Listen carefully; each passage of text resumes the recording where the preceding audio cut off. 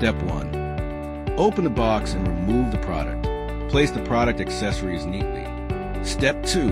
Assemble the screws and the washers. Fix the dashboard storage box in the rear position behind the screen using the assembled screws.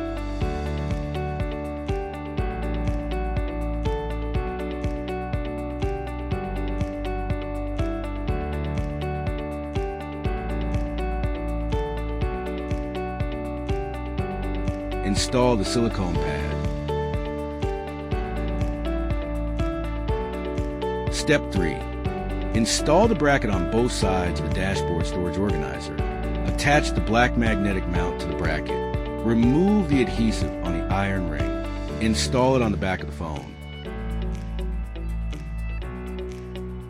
Remove the film and complete the installation.